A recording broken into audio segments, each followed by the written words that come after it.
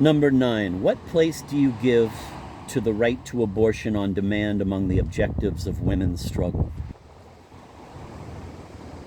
The legalization of abortion is a reformist demand, like the removal of the stigma on unwed mothers and so-called illegitimate children, and the establishment of free child care facilities for working mothers, and as such, suspect.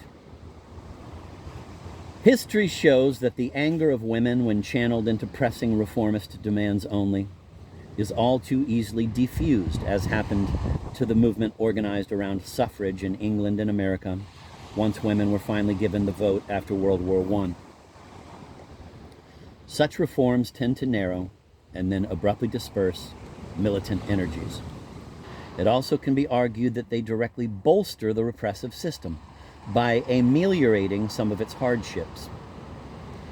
Contrary to what is felt with such passion, particularly in Latin countries, it's more plausible to suppose that gaining the right to have an abortion, like the right to divorce and to purchase contraceptives legally and cheaply, will help conserve the present system of marriage and the family.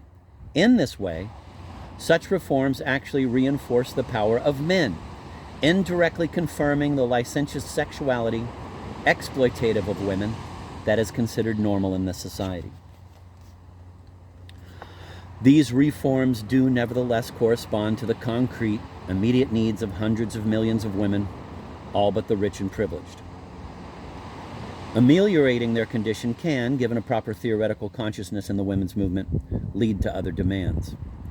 Much of the value of struggling for goals of such limited, questionable political weight depends on where the struggle is taking place. As a rule, the harder the struggle is, the greater is the chance of politicizing it. Thus, to campaign for the legalizing of contraceptives and abortions has a larger political dimension in Italy or Argentina than it does in Norway or Australia. In itself, the right to abortion has no serious political content at all, despite its extreme desirability on humanitarian and ecological grounds. It becomes a valuable demand, however, when taken as a step in a chain of demands and actions which can mobilize and move forward the awareness of large numbers of women who have not yet begun to think consciously about their oppression. Nothing in the situation of women will be changed when any one of these rights is won. The fact that divorce is virtually impossible to get in Spain, while it is easy to get in Mexico, does not make the situation of women in Mexico substantially better than it is in Spain. But the struggle for these rights can be an important step in preparing for a more profound level of struggle. Number 10, how do you, who are precisely a liberated woman, experience the attitude of men toward you? I would never describe myself as a liberated woman. Of course, things are never as simple as that. But I have always been a feminist. When I was 5 years old, I daydreamed about becoming a biochemist and winning the Nobel Prize. I had just read a biography of Madame Curie. I stuck with chemistry until the age of 10 when I decided I would become a doctor. At 15, I knew I was going to be a writer. That is to say, from the beginning, it never even occurred to me that I might be prevented from doing things in, quote, the world, end of quote, because I was born female. Perhaps because I spent most of my sickly childhood reading and in my chemistry laboratory in the empty garage, growing up in a very provincial part of the United States with a family life so minimal that it could be described as subnuclear, I was curiously innocent of the very existence of a barrier. When at 15 I left home to go to a university and then took up various careers, the relations that I had with men in my professional life seemed to me, with some exceptions, cordial and untroubled.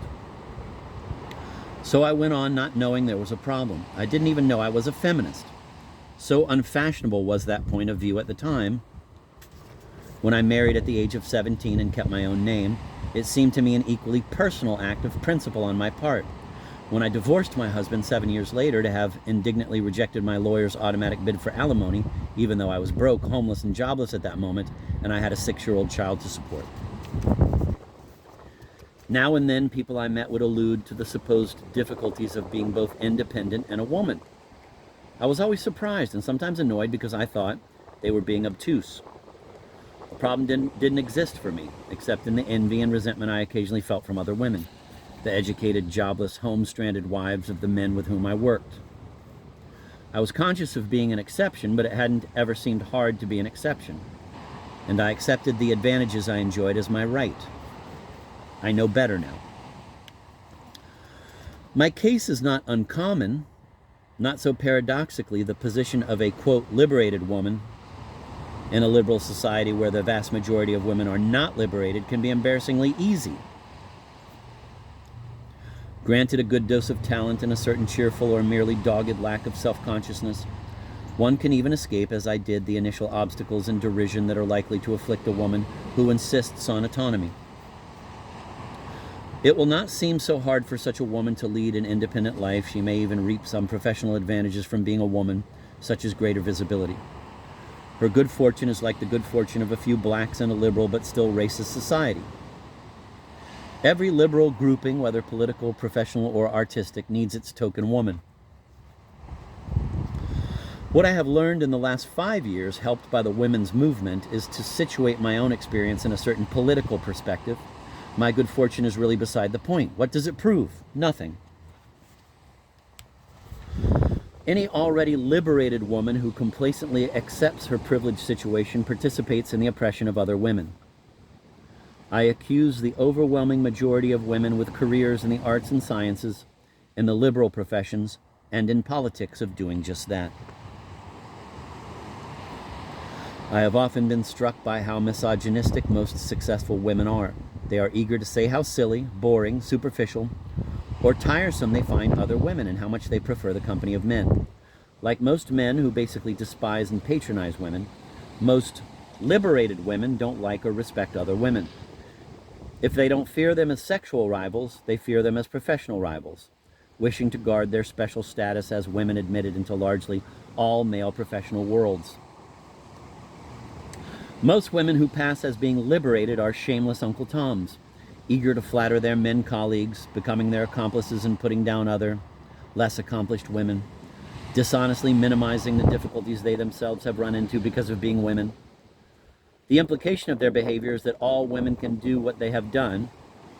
The implication of their behavior is that all women can do what they have done, if only they would exert themselves, that the barriers put up by men are flimsy, that it is mainly women themselves who hold themselves back.